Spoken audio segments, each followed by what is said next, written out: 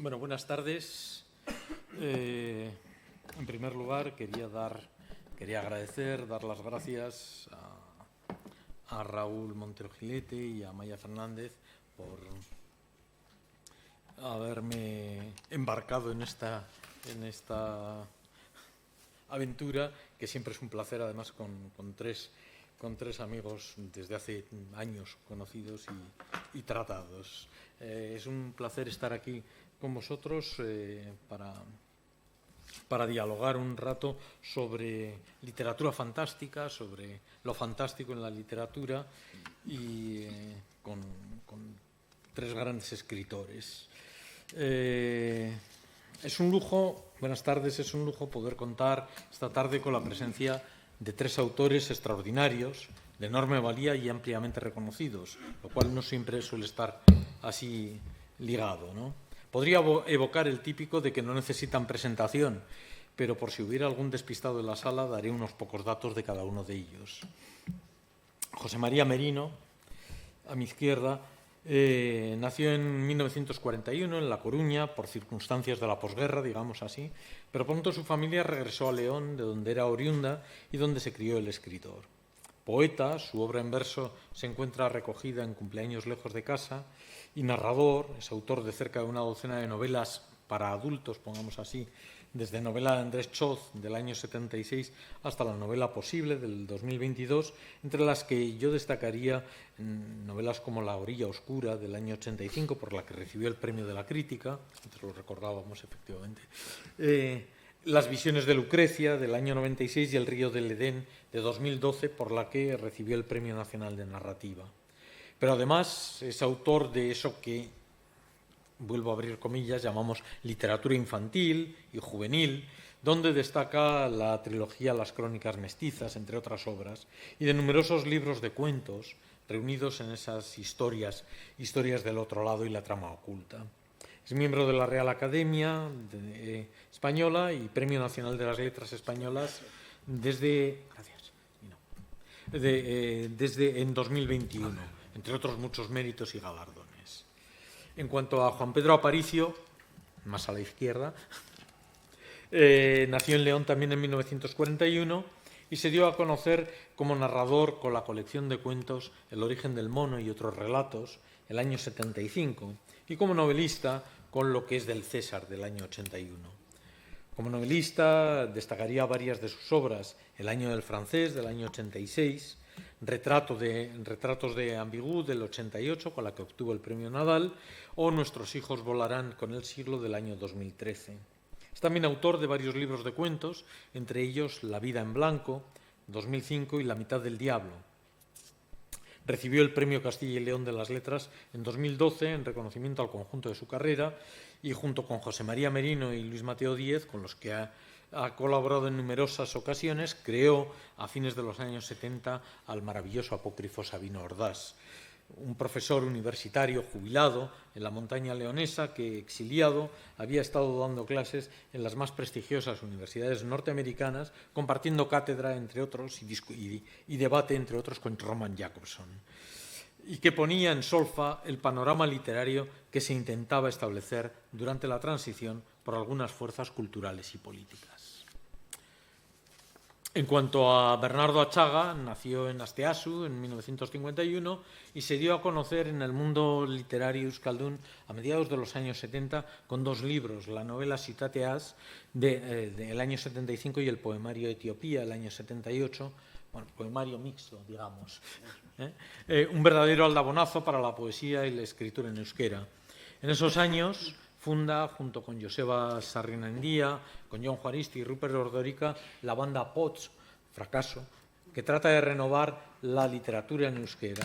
En el año 88 publica Obabakoak, una fusión también de novela y cuento y colección de relatos entretejidos con un hilo narrativo común, por la que se le concede el Premio Nacional de Narrativa.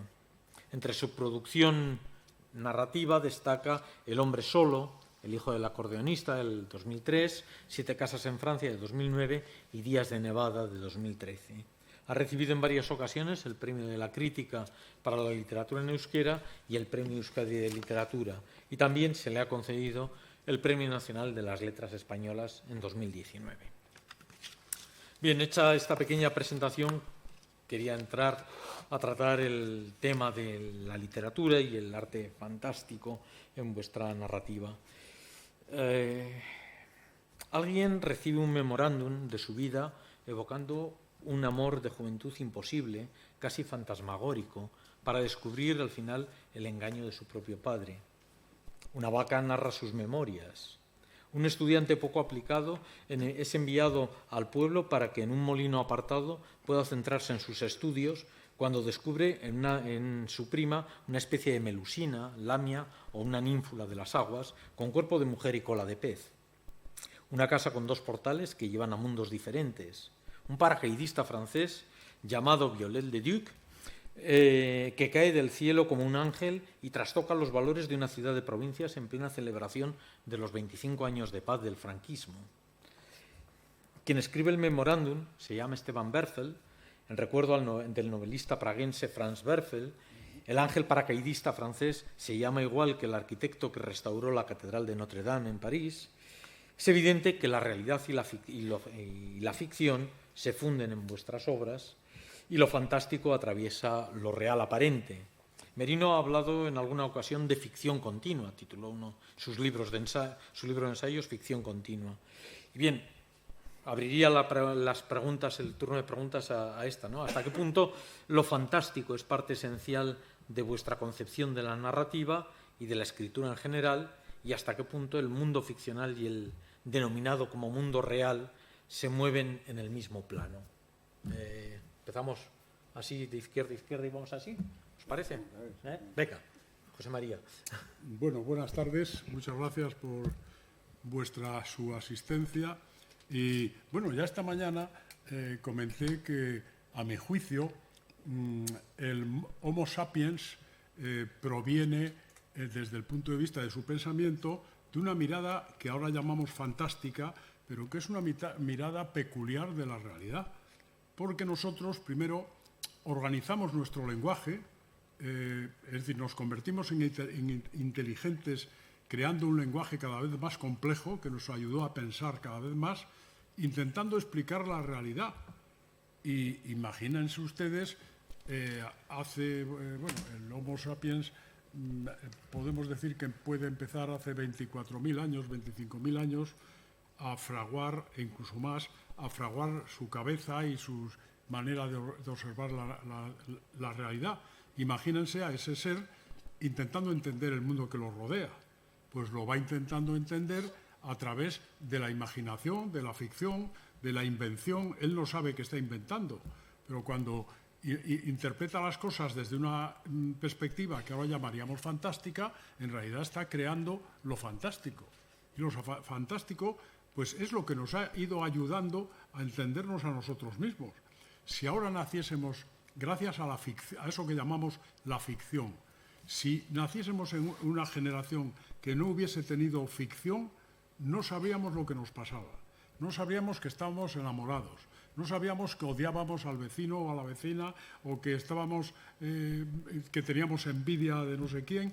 Es que la ficción ha ido ordenando absolutamente todo el territorio de los sentimientos, de los conocimientos, y lo fantástico, bueno, es que lo fantástico comenzó tratando de que entendiésemos lo que eran las estrellas, lo que nos pasaba, los dioses, los seres misteriosos, los dragones. Todo eso está en los orígenes, no lo hemos inventado con los años. Es más, todos los grandes arquetipos, todos los mitos de que estábamos hablando, pues no sé, el descubrimiento del tesoro, el enfrentamiento de Caín y Abel, de los dos hermanos que se matan, en fin, todos los arquetipos que nos podamos imaginar, el fantasma, etcétera, vienen de ahí, de la antigüedad más remota. Es decir, está con nosotros, y por lo tanto nosotros hemos ido organizando eso y luego dándole forma, primero a través de la escritura, porque la escritura proviene de muchos menos años, o sea, sobre todo la oralidad dura muchísimos años y transmitimos las cosas a través de la oralidad. recuerdo yo cuando, no sé si se acuerdan ustedes, hace unos años un pedófilo siniestro en el sur de la península mató a una niñita que se había ido de casa y se había a dar un paseo por ahí.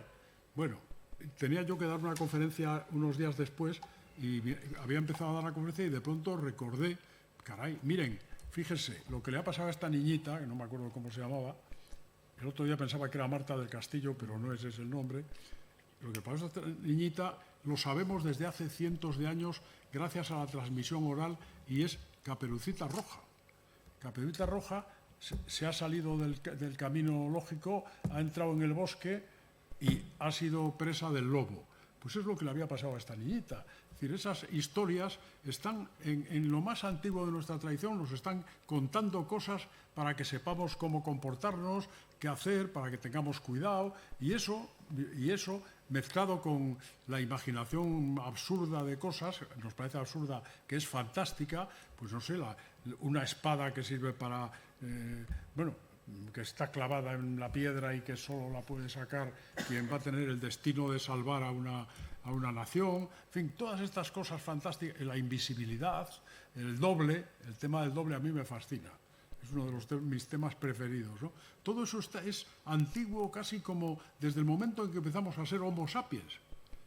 Y ahí está, no es un invento, no nos hemos inventado los románticos lo fantástico, no, en lo fantástico está en la profundidad de nuestra cultura humana, de lo que somos como seres humanos. Luego lo hemos ido desarrollando y hemos ido ya poniéndolo en su sitio. También ha venido la ciencia, ha venido otras maneras de entender la realidad. Entonces pero, ojo, lo fantástico nos es absolutamente familiar, está con nosotros. Digo yo. Sí, no, de acuerdo. Pero esto no es un diálogo, esto es una serie de conferencias que damos cada uno aquí, porque yo no estoy preparado para eso. A mí me preguntas y yo contesto. Yo la verdad es que tengo menos discurso que José María Merino, que es el gran conocedor y especialista del mundo fantástico, y él se remite, pues, no sé, al nacimiento del Homo sapiens, pero a mí me parece que la gran fantasía está en la Biblia. En la Biblia hay toda la fantasía del mundo y un poco más. No sé, puedes coger episodios particulares y vamos, es que lo curioso es que además que se han interiorizado como verdades absolutas. Entonces, la Biblia es mucho más cercana sí, de los orígenes del Homo sapiens. Bien, bueno, no lo sé, porque como es palabra divina, o sea, yo no sé dónde empieza la fantasía, ¿no? Porque le das ahí. Pero bueno, a mí la Biblia me parece la fuente de inspiración para las mayores fantasías. A mí me suspendieron en el bachillerato, en primero de bachillerato, en un colegio de cuya memoria no quiero acordarme, en la asignatura de religión. Me preguntó el padre Velasco, que era vasco, por cierto, tampoco se me olvida, y eso que estábamos en León, me dice: Juanito, a ver, la Santísima Trinidad. Y yo dije: Padre, Dios Padre, Hijo y Espíritu Santo. Dice: muy bien. Dice: ¿a ti qué te parece eso? Y yo, que tenía 10 años, dije: un jaleo tremendo. Y me suspendió. Si yo hubiera hablado antes con Juan José Ebaz y tal, y él hubiera dicho: hombre, es literatura fantástica y tal, y a lo mejor ya no, me hubiera suspendido por siempre del bachillerato, ¿no? Pero ese es mi recuerdo de lo que me ha producido a mí la literatura fantástica. Y luego yo, en mi experiencia personal, la verdad es que no sabía distinguir qué es lo real de lo fantástico en mi literatura. Tú has antes mencionado efectivamente ese francés con nombre del arquitecto que renovó reformó la Notre Dame, que llega a León y que pues hace una especial redención, sobre todo de las chicas leonesas, porque en aquel tiempo aquí abundan las mujeres, lo cual es maravilloso. Maravilloso en un aspecto, porque me es siempre muy grato, pero es un poco penoso porque los muchachos no parece que les guste la literatura y que no leen, ¿no? Bueno, pues ahí en León, es que vosotras, que sois todas muy jóvenes, no sabéis lo que era vivir en aquella sacrosanta sociedad que velaba tanto por la salvación de nuestras almas. Y en León era un lugar muy cerrado, era pequeño como podía ser Vitoria en aquel entonces, pero a alguien se le ocurrió el organizar un curso de verano para extranjeros. Y resulta que en realidad era para extranjeras y además solo francesas, que pertenecían a otro nivel cultural. Y cuando llegaban a León, los chavales de León, bueno, entraban en no sé, una fiebre, era la brama de los ciervos. Y como aquellas chicas pertenecían a esa sociedad arcangélica, pues no había relación con ellas, pero con las francesas, y llegó a mí aquello me deprimió un poco, porque desde León algunos, para coger a su francesa, llegaban hasta Irún y ya la llevaban comprometida en ese mes que duraba la cosa en León, y ellas transmitían otro tipo de cultura y otro tipo de relación. Entonces a mí se me ocurrió, porque yo era un muchacho sensible, y me daba pena ver aquella cosa de aquellos chicos que perdían, que perdían la razón con aquellas muchachas que venían. Venga besos, venga abrazos, venga, se iban por ahí a sitios oscuros. Entonces escribí ese libro. Escribí el libro de que llega el francés. Y llega el francés como un héroe, porque primero se tira desde el edificio más alto de la ciudad y luego además escala la catedral. Y escala con un leonés que va delante de él tirándole de la cuerda, pero que los de León no le ven, porque solo ven al francés. Porque eso nos pasa a los españoles en general, que solo vemos a los extranjeros y no vemos a los españoles. Los extranjeros son mejores. Hay un papanatismo que ya existía en el franquismo y que tenemos con la democracia. Bueno, pues yo me vengué y redimí a aquellas muchachas leonesas con mi francés, porque él se llevó consigo a la chavala más guapa que había en León, a la más rica, a la más culta, a la más todo, ¿eh? Esa era la historia. Entonces digo que yo en mi literatura no distingo bien entre lo fantástico y lo real, porque como dije antes esta mañana, para mí lo fantástico es un subrayado metafórico de lo real y me sirve para como regla mnemotécnica, como un instrumento que penetre con más fuerza en el ánimo del lector. ¿La pruebas, sí, profesor? Bueno, suficiente, por el momento suficiente. Va. Sí. ¿No?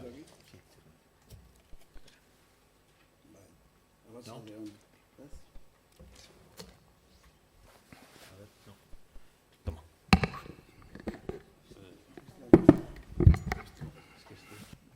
Ahora está, ya está. Bueno, ondo da, eskerrik asko. Bueno, arratsaldeon guztioi. Orduotan hemen gurekin egoteatik. Behin eman un hitzaldi bat, danak ez zien zuen bezalakoa, baizik eta asko adin handiokoak, zaharrak, eta esan ziaten, lo hartzen baldin badute, seinale oso ona. Ze etxean, normalean egoten, oso estresatuta egoten dira, egin zazu, hau, etzazu inbeste bat, eta hola hitzaldi batea etorri, eta gusto baldin badaude, lo hartze dute segidan, hain gerua bezala. Orduan, zuek ere, nahiz eta ziaten zaharrak eta hola, lo hartzen bazuen, nik oso ondo ulertuko dut, eta pensatuko dut, oso ondo baizatela pasatzen. Bien, sobre el tema, que es inmenso, ¿no? Es inmenso. Yo solo quiero subrayar un punto que me parece interesante, y es cómo elementos que denominamos fantásticos porque siempre, digamos, el campo de lo fantástico ronda en torno a la idea de posibilidad, ¿no?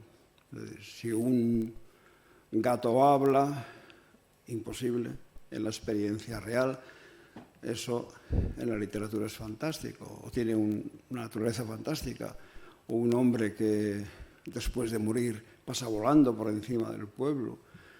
Bien, en torno, insisto, a la idea de imposibilidad. Pero curiosamente, bueno, a lo mejor está unido con el mismo hecho de escribir, estos elementos imposibles tienen una muy grande aceptación en nuestras mentes. Y no voy a hablar de libros, que los ejemplos serían más farragosos, pero hablaré del teatro. Estamos en el centenario de Kafka. Bien, Kafka tiene un monólogo, escribió un monólogo que quizá conozcáis, y si no lo conocéis, a lo mejor deberíais mirar en la red, porque está allí, que es Informe para una academia. Bien, Informe para una academia ha sido mono, era mono en África, lo cazaron, lo traían en barco y el viaje era para él desesperante, porque lo tenían en una jaula en la que prácticamente no cabía. Entonces este mono en ese viaje trata de imaginar cómo puede ser libre, cómo puede salir de esa jaula, y decide que la mejor manera es convirtiéndose en un ser humano. Efectivamente, no voy a desvelar cómo se convierte en un ser humano, diré solamente que cuanto más alcohol bebe, más humano parece. Bien, entonces, este mono se convierte en un ser humano, aunque tiene, digamos, rasgos simiescos, ¿no?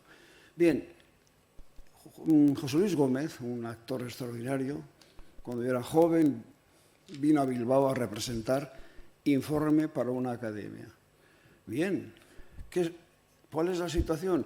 La situación es, en principio, un imposible. Es un sujeto que ha sido un mono, que ahora ha aprendido a hablar y que explica a la academia cómo es esto de ser humano.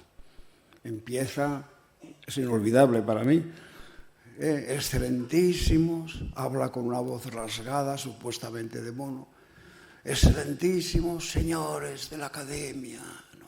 Y explica su vida y, claro, le da oportunidad, y a esto voy, al no ser, digamos, una representación naturalista, realista, detallada, psicológica.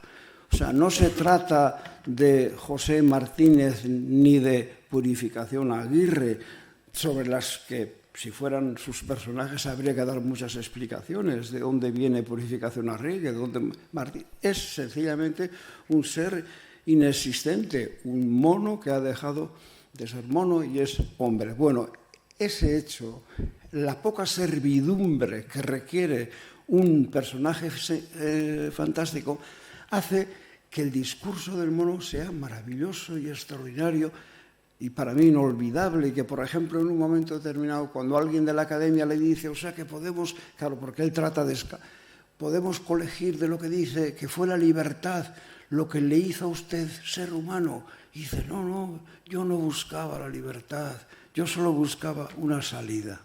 A mí esa frase me ha acompañado toda la vida. Siempre he pensado que la expresión exacta de unos anhelos que tenemos todos no es el del ser libre, que es una abstracción, sino el de buscar en cada momento una salida. Bueno, lo que quiero decir es que cuando en el teatro, bueno, voy a poner otro ejemplo muy breve que a mí me impresionó porque era todavía más joven cuando lo vi, que era en París, vi la representación de Yves Roy, Ubu Rey, en un pequeño teatro de París, y era un mecano. O sea, Ubu, el rey, era una pieza de mecano y hablaba, y inmediatamente tú entrabas en el discurso de Ubu Roi, entendías que aquello no era un mecano hablando, sino un personaje hablando. O sea, tú no decías, joder, pues si es una pieza de hierro, ¿cómo puede hablar? No, porque tú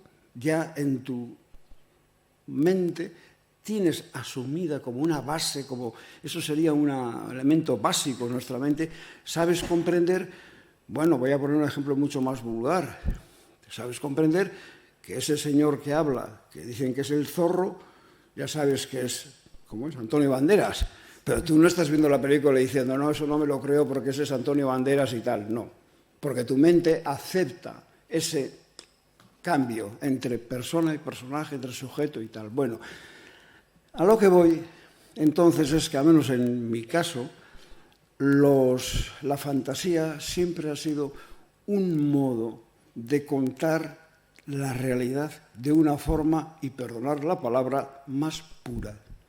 Es decir, pongamos, y acabo con el ejemplo rápido, yo escribí un libro que se llama Vianai, y los narradores pues, son un pájaro, unas ardillas, una serpiente, una tal. Bueno, ¿cuál es la ventaja de que en lugar de ser, como insisto, Purificación Aguirre o Rafael Martínez, o como sea, el personaje sea en realidad un inexistente, un imposible? El pájaro no puede narrar, no puede contar. Pues la ventaja es que, por ejemplo, no tengo que hablar del ayuntamiento. O sea, es decir, que el pájaro vuela, está viendo un paisaje y el pájaro ve el paisaje que a mí, como narrador, en la pureza de la narración me interesa destacar. Y destaco una carpintería, y destaco un taller de costura, y destaco tal colina y tal casa, pero yo no me tengo que meter para nada, ni quiero ni lo deseo, y me parece un detalle superfluo completamente en que ese es un ayuntamiento que está compuesto por 7 concejales de tal, etcétera, etcétera. ¿Entendéis un poco lo que quiero decir? O sea, es decir, se trata, o sea, lo fantástico, que insisto, es un mundo muy amplio, pero desde luego una de las ventajas que tiene, esté integrado, ¿no?, en nuestra vida, es que te permite narrar, vamos a decirlo, en línea recta, o sea, con toda su pureza, y te permite hablar de forma que de otro modo no podrías. Si el informe para una academia, en vez de ser un mono, es un sujeto que ha estado en la guerra del 14, me da igual, es que había que dar más explicaciones. Guerra del 14, ¿dónde estuvo en la guerra del 14? ¿Qué le pasó en la guerra del 14? Etcétera, etcétera.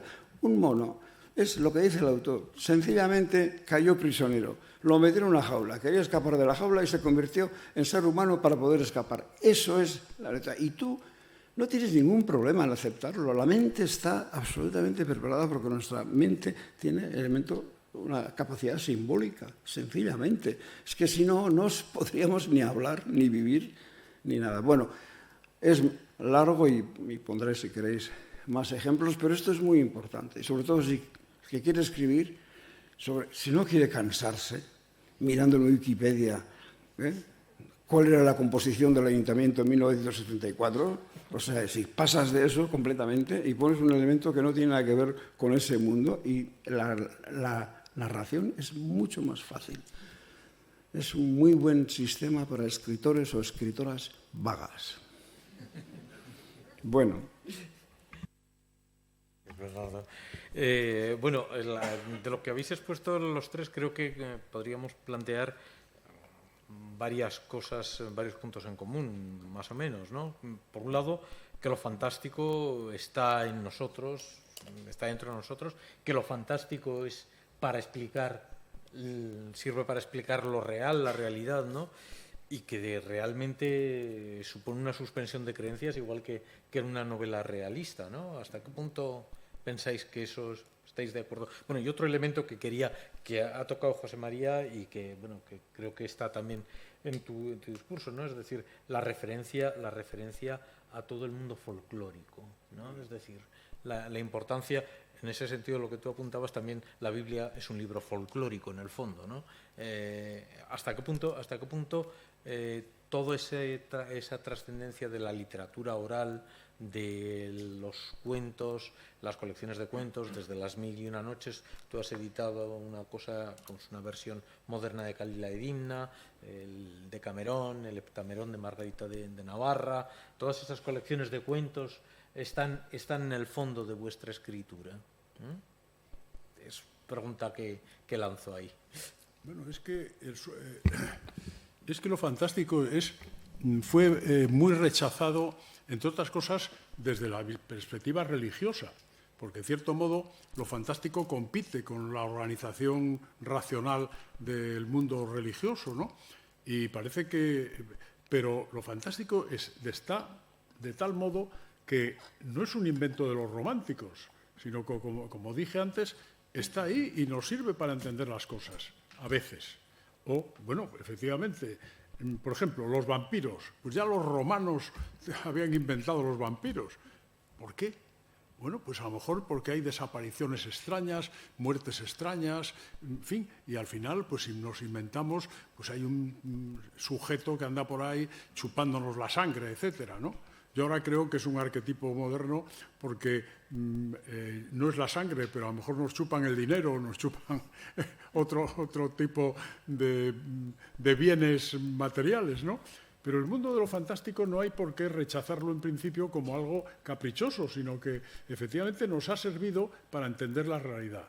Lo que pasa es que no tenemos tampoco que permitir el predominio, digamos, de lo fantástico, que lo fantástico no es mentira, pero tampoco es verdad, pertenece a otro tipo de relación con la realidad, ¿no?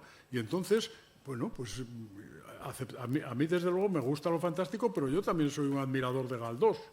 No estoy solo pendiente de la ciencia ficción, que me ha interesado muchísimo.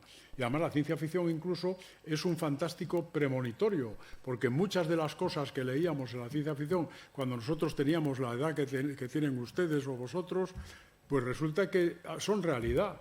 ¿Quién nos iba? Y ahora mismo, ¿quién iba a decirnos que la inteligencia artificial, que ya está en la ciencia ficción hace muchísimos años, sería algo que acabaría cuajando? Y pertenece a la realidad. Es decir, que muchas cosas, volar, ahora nos parece natural un avión, pero cuando volaban seres extraordinarios y tal, nadie podía pensar que eso podría producirse como algo real y material en su momento. Entonces, ojo, yo acepto, bueno, a mí en tema de literatura me gusta la buena literatura. Y me da igual que sea realista, que sea fantástica, que sea... No, me gusta un buen libro, que me cuenta cosas interesantes, que me conmueven, que me llegan, que me interesan. Por lo tanto, lo fantástico es algo que está con la misma naturalidad que cualquier otra cosa, como lo realista, siempre que haya calidad y verdad en la composición del objeto, del elemento. Vale. Bueno, por si acaso. No, sí me parece bien. No, estoy de acuerdo. Eso, perdona, Juan Pedro. Y aunque les parezca fantástico, voy a salir un momento. Baja por ahí. Nos parece estupendo. Bueno, yo no puedo seguir como el capítulo 2 lo que ha dicho Merino, pero yo creo que me parece a mí que entre quienes están hoy aquí hay gente muy interesada a lo mejor en escribir, en ser escritores, porque pues yo creo que tu experiencia que íbamos escritor. Por ahí también. Sí, también, ¿no? sí. Entonces yo lo que creo, sea literatura fantástica o literatura realista, que ya te digo que yo no distingo bien entre una y otra, porque lo de los géneros me parece un artificio que está muy bien para colocar en las estanterías, pero que realmente está un poco reñido con la realidad de la mayoría de los escritores, ¿no? Por eso digo, yo no sé si nadie me ha calificado nunca como escritor fantástico, y sin embargo, pues yo creo que tengo cosas que tienen mucho de esa calidad, ¿no? Entonces, a mí me interesa porque efectivamente antes esto de la escritura era algo muy personal, eran como pecados privados, ¿no? Que luego acababan en grandes éxitos, pero ahora es como una profesión más, y que hay escuelas de escritura y se enseña o se pretende enseñar a escribir.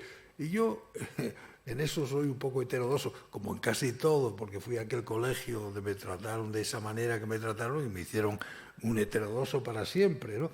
Entonces yo creo que la escritura, la escritura profesional, la escritura literaria, no la redacción. La redacción se puede aprender y se puede llegar a la suma perfección pues en buenos colegios o en buenos institutos o en buenas academias y con ejercicio. La redacción. Otra cosa es la literatura de creación. Yo creo que esa no se puede enseñar, pero sí que se puede aprender, lo cual parece una gran contradicción. ¿Y cómo se aprende? Pues desde luego uno mismo. Hay los americanos que siempre van un poco por delante y mucho por detrás en muchas cosas, pero en esto siempre han ido por delante. Yo he viajado por aquel país cuando andaba en la vida activa y me gustaba entrar en las secciones de referencia de las librerías y siempre encontraba algún libro de los que en España no eran ni imaginables, que eran cómo enseñar a ser escritor. Y eran interesantes. Y al final, los que me parecieron los mejores, pues no apelaban a ninguna mecánica que se pudiera aprender, sino a la sensibilidad. Había que educar la sensibilidad. Y de alguna manera eso yo lo traduzco como que lo que distingue realmente al escritor es la mirada que tiene sobre las cosas. Y esa mirada, si sabe plasmarla en el papel, como lo hacía el gran modelo de escritores que es Shakespeare, pues ya es perdurable para siempre. Es decir, si Shakespeare escribe Romeo y Julieta y lo escribe, o Hamlet, lo escribe de la manera que lo escribe, él ha tenido una mirada, una perspectiva única, especialísima, con una sensibilidad enorme para todo, para lo espacial, para lo íntimo, hasta para los sentidos más romos, la ha tenido, pero luego ha sabido expresarlo de una manera que sea inobjetable. Es como, yo creo, como la naturaleza forma esos cristales que ya no hay manera de modificarlos. Por eso es imposible que, bueno, no sé si ahora la inteligencia artificial será capaz de hacer una segunda parte de Hamlet o una segunda parte del Quijote, porque antes hemos hablado un poco de Hamlet, de Cervantes y Shakespeare, y Cervantes no tiene esa característica tan cerrada como del cristal, primero por el género en el que está, porque el género de Cervantes pues es más abarcable, ¿no? El de Shakespeare, quiero decir, es más abarcable y por tanto se puede recoger en una forma más perfecta. En cambio, el del Quijote es mucho más abierto, pero tampoco sería posible mejorarlo. A lo mejor la inteligencia artificial. ¿Y qué hay detrás? Pues en el caso de Miguel Cervantes, una sensibilidad extraordinaria, una sensibilidad herida por las circunstancias de su vida. Y eso que no fue al colegio que fui yo. Él fue a otros colegios, al colegio de la vida. Pero yo tengo un libro, por cierto, ahora que hablo de ese colegio, que se llama ¿Qué tiempo tan feliz?, donde cuento mi experiencia y cómo me hice escritor, porque hay un tipo que cuando me dan el premio Nadal me secuestra prácticamente y me dice: oye, Aparicio, mira, yo estoy con una novela y la presentamos al Planeta, tú me la reescribes y te doy la mitad de la pasta. El Planeta era como robar un banco, ¿no? Y entonces yo, para quitármelo, y eso fue verdad, eso es verdad. Lo que no es verdad es la novela que yo cuento, para quitármelo de encima. Y entonces yo, para quitármelo de encima, le cuento cómo me hice escritor.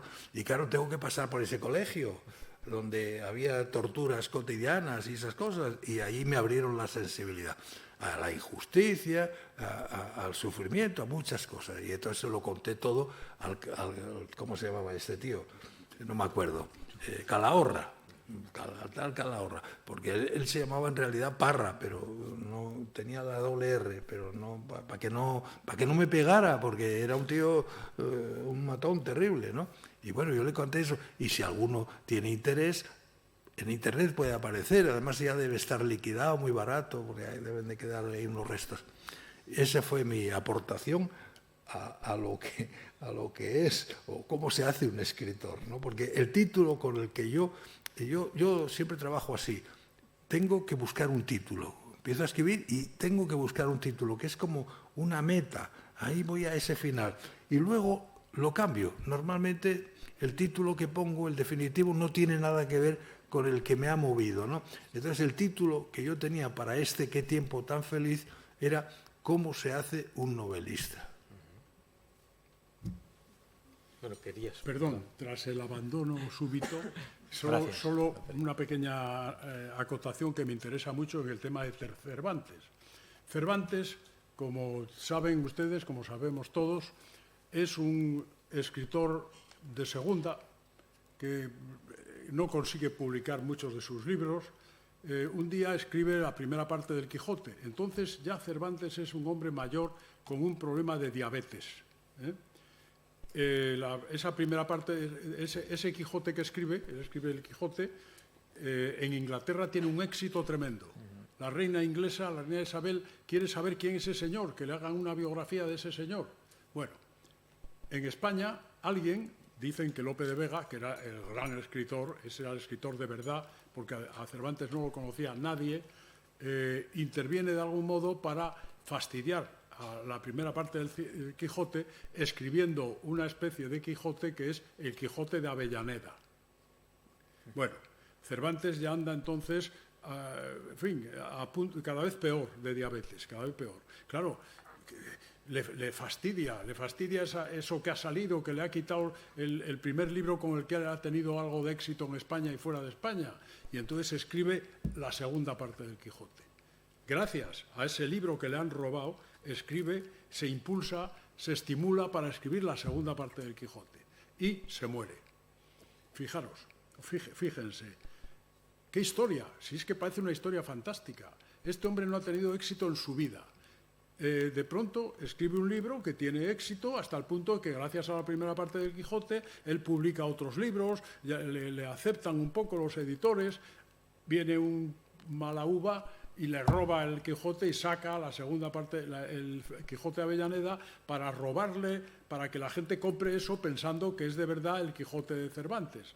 Cervantes, hecho polvo, moribundo, escribe la segunda parte del Quijote para afirmarse y se muere. ¿Y qué pasa? Que la primera y la segunda parte del Quijote componen tal vez la novela más interesante que hemos escrito los seres humanos. Una novela que ya pertenece a algo increíble. Cuando yo empecé a leer el Quijote de chaval, porque yo era muy lector, pero mi padre me decía, tienes que leer el Quijote. Dije yo, pero qué héroe, que pierde todas las batallas y le rompen los dientes y le cortan una oreja. Yo no aguantaba eso. Tuve que tener ya 15, 16 años y había leído muchísimo para que un amigo me dijese, pero ¿cómo no has leído el Quijote, Merino? Lo leí y claro, me fascinó.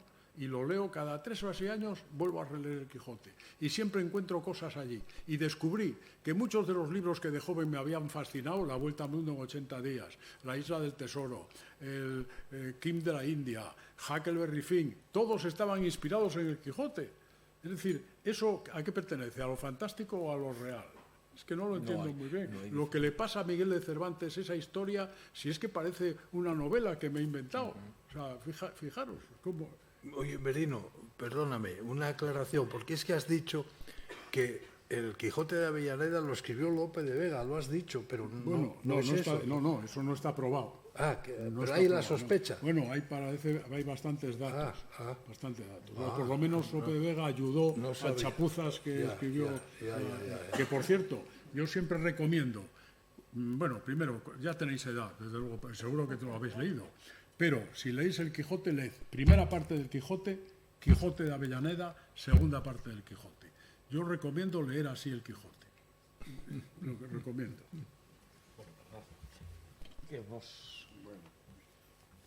¿Qué consejos das a una escritura?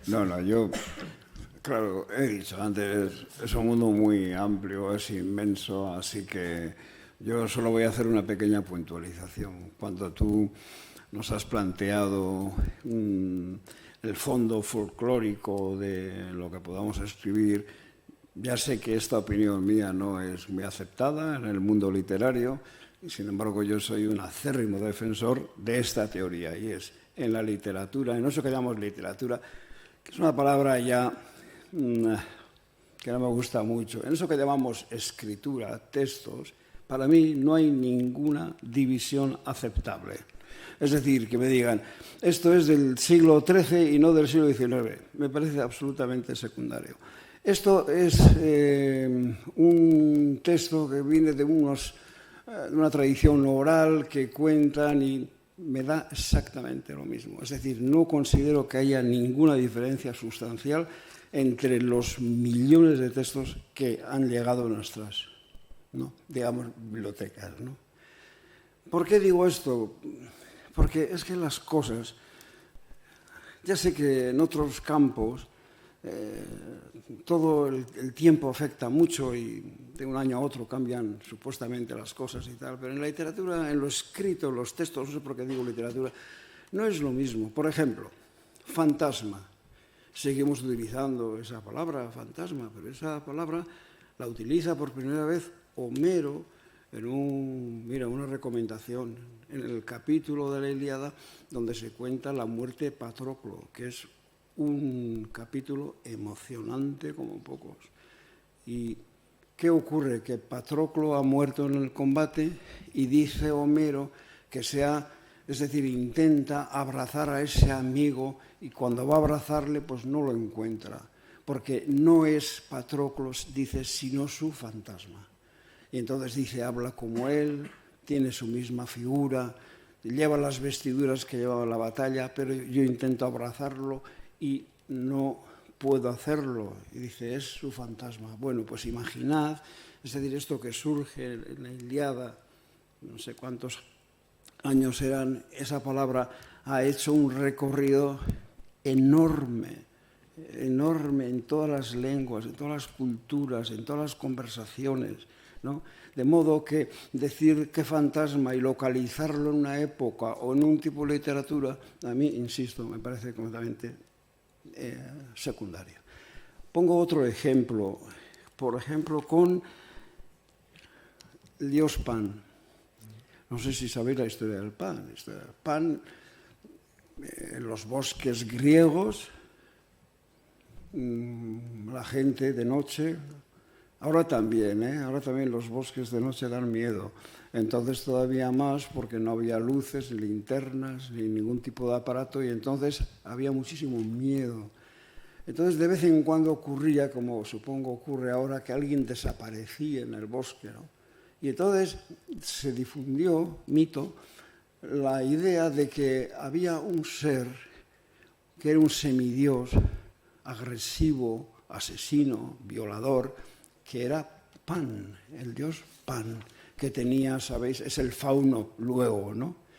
Bueno, es un fantasma, no existe tal ser, pero de esa palabra Pan, viene la palabra que designa un miedo irrefrenable, que es pánico, y que está en todas las lenguas, al menos lenguas europeas y lenguas, ¿no? O sea, pánico, etc. O sea, es decir, ¿y de dónde viene la palabra? ¿De qué época es la palabra pánico? Primero es de todas las épocas en que se utiliza, primero eso, y luego originalmente es de aquella, de hace miles de años. Pero insisto, ¿qué más me da a mí el hecho de que pánico surgiera hace 5.000 años y que no me interesa para nada? Bueno, y creo que no es relevante, sinceramente. Bueno, lo que es importante en Pan y en los fantasmas, es la cantidad de, digamos, subjetividad que acumula. Es decir, Pan acumula el miedo de la gente a ser asesinada o violada. Y ese Pan es como una especie de cofre que guarda ese sentido y por eso pánico es el miedo que produce Pan, ¿no? Es decir, hay enseguida me refiero, después de muchos siglos, todo se hace más subjetivo y todos esos fantasmas pasan a expresar lo que la persona siente en su interior, hasta, y aquí llego, la inauguración oficial del psicoanálisis, con Ewing, Freud y demás, en que de pronto ese lenguaje primero, que es un lenguaje mítico, metafórico, empieza a tener, digamos, una especie de refrendo científico con Freud, etcétera y tal. Y entonces parece que la psicología, Freud habla del interior, pero claro, los fantasmas también hablaban del interior anteriormente. Bueno, y acabo. Luego es que además, según me parece a mí, y además, ¿cómo decirlo? Tengo la sensación de que voy a vivir otra vida, porque es que en esta vida he entendido solo unas cuantas cosas, pero estoy seguro que si tengo otra vida entenderé más. Y una de las cosas que he entendido, aquí se ha citado a Jacobson, pues es, por ejemplo, lo que cabe aprender de la literatura folclórica que llamamos, ¿no? Los cuentos tradicionales. Bueno, pues cosas muy serias. ¿Por qué en los cuentos tradicionales no hay descripciones? ¿No? Es decir, tú lees, me da igual, Pulgarcito, tú lees Caperucita Roja y no dice Caperucita Roja llegó al bosque. Era otoño y las hojas tenían un color entre ocre y rojizo que me hizo pensar en las manzanas asadas que preparaba mi abuela, etc. Todo eso ha desaparecido. Solo hay acción. Fue, salió, llegó, le atacaron, se resistió, tal. Eso es lo que hay, ¿no? Bueno, eso dice Jacobson, que es debido a lo que llama la censura creativa. O sea, la censura creativa es que cuando el narrador se pone a contar el cuento y empieza, pues el bosque, que era otoño, estaba rojizo, ocre, las hojas, esto y tal, la gente le dice, deja fuera, no me cuentes cómo era el bosque, cuéntame lo que pasó después. De modo que todas las descripciones desaparecen de todos los textos tradicionales. No hay ninguna descripción, ningún texto tradicional.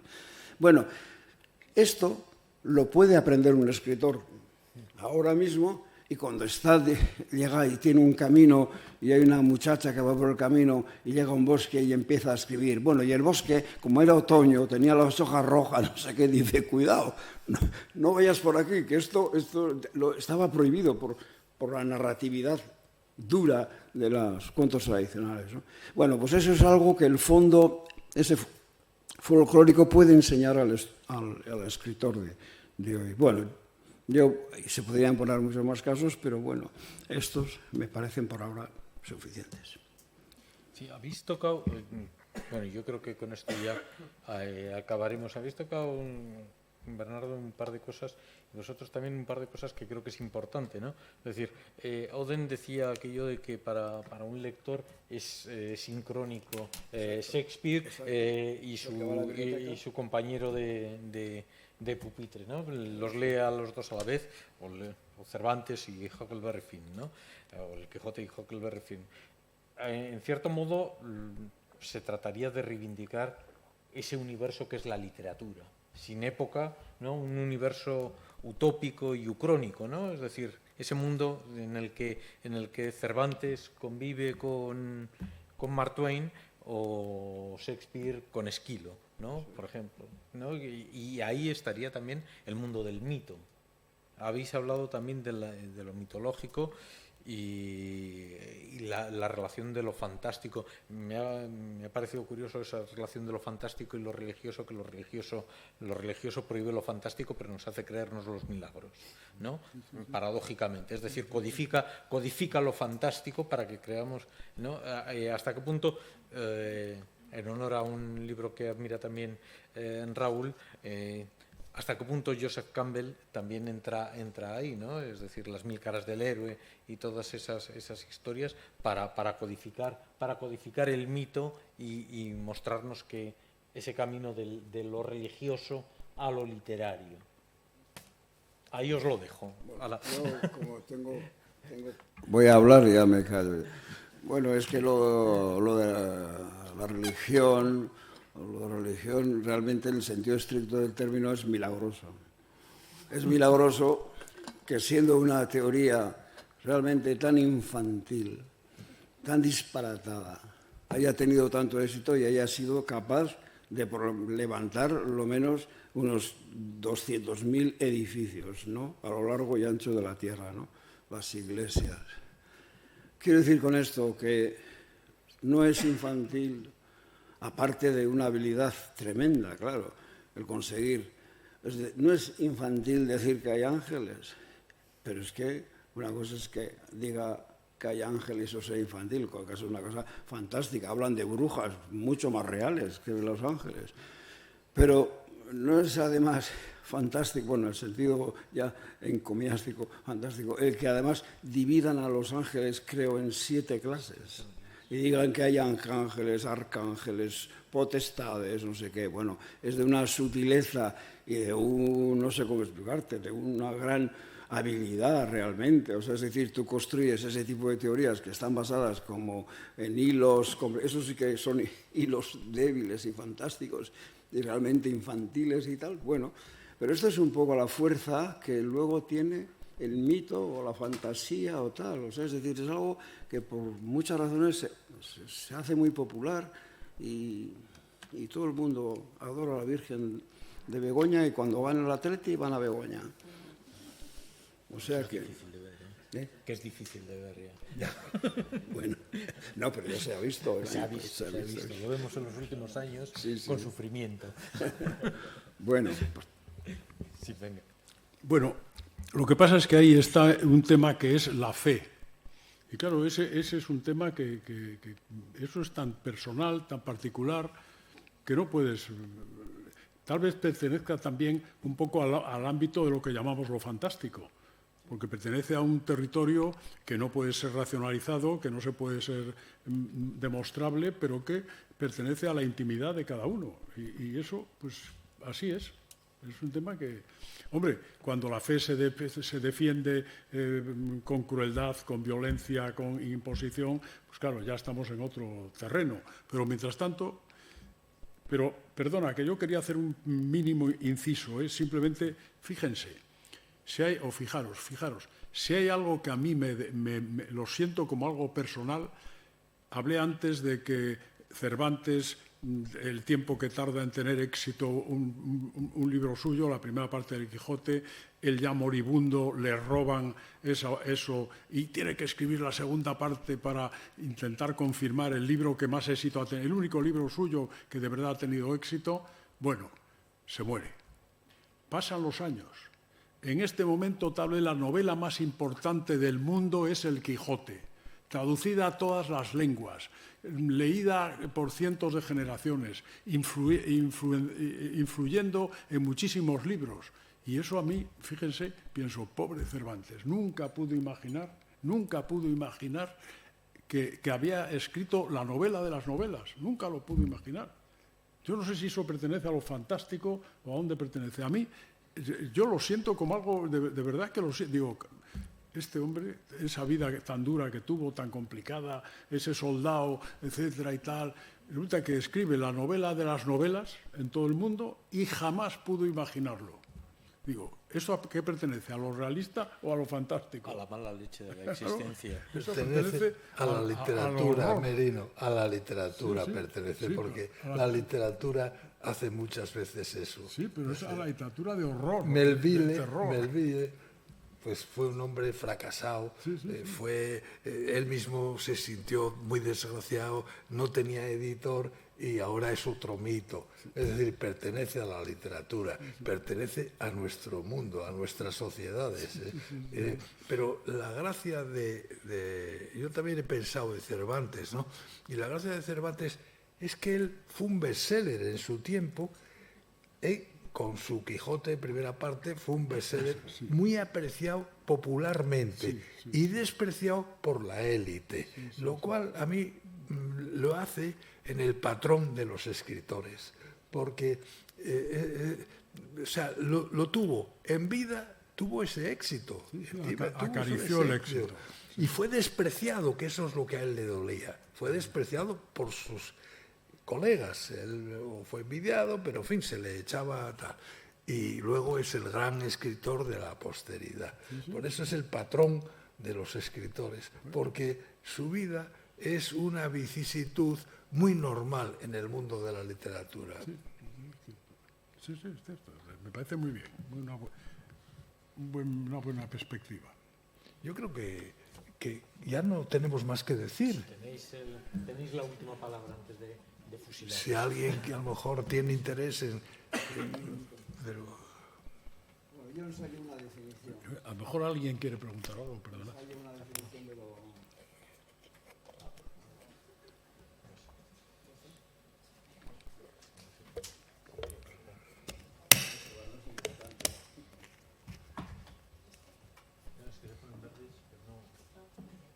Sí, pasa, pues como.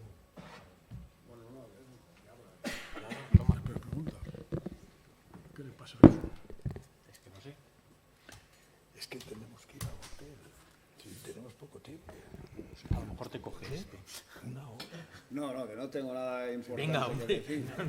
Una hora o dos. Tan importante. Esto es la expectativa que crea el micrófono. No, sencillamente que yo ensayaría una definición de lo que es mítico, es aquello... que ensayaría una definición de lo que es mítico diciendo que es aquello en donde no hay psicología, no hay elementos psicológicos. En la narración mítica nadie dice, tengo un día depresivo, tengo un amigo paranoico. Esto no existe en el mundo. Creo que es la gran diferencia. El uso de los conceptos del psicoanálisis. Se dice, yo tuve esta experiencia, bueno, lo cuento rápidamente porque es una experiencia en Pueblo de Castilla y es una experiencia que me enseñó mucho, ¿no? Estuve 9 meses encerrado en un pueblo de Palencia que era Villamediana del Cerrato y estuve allí sin salir, solo salí un día porque tenía que ir al dentista. Bien. Entonces, en ese pueblo observaba cómo actuaba la gente.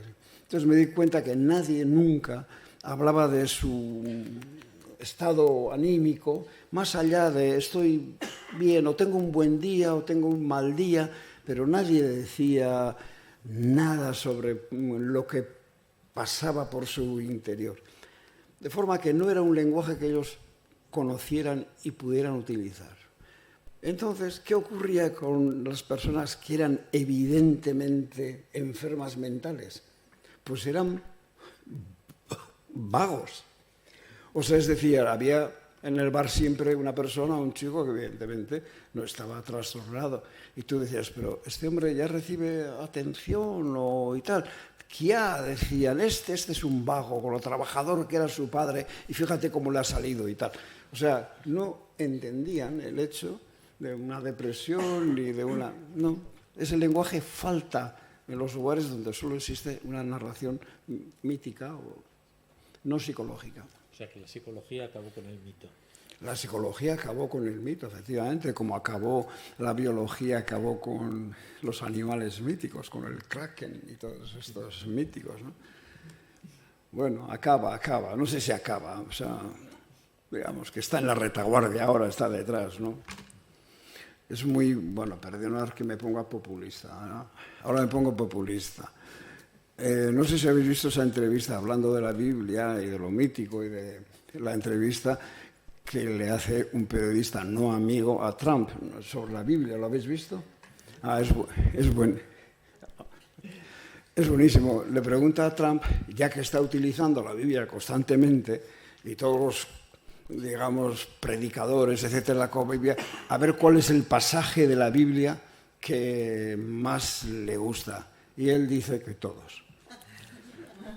Luego le pregunta, le dice, pero al menos podrá usted decirme qué le gusta más, el Antiguo Testamento o el Nuevo Testamento. Y dice, los dos igual. O sea, la utilización. No ha leído, por supuesto, la Biblia, le importa un bledo la Biblia, lo utiliza porque quiere instaurar el fascismo en Estados Unidos, sencillamente, así es. Bueno, esto es populismo puro, pero hay que ser populistas cuando los fascistas también lo son, ¿eh? Bueno, si tenéis alguna pregunta, abrimos.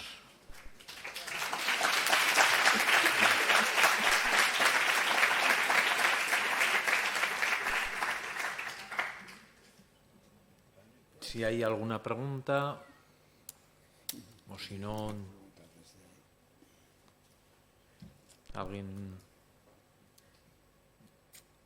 Pues entonces levantamos la sesión. Venga, muchas gracias.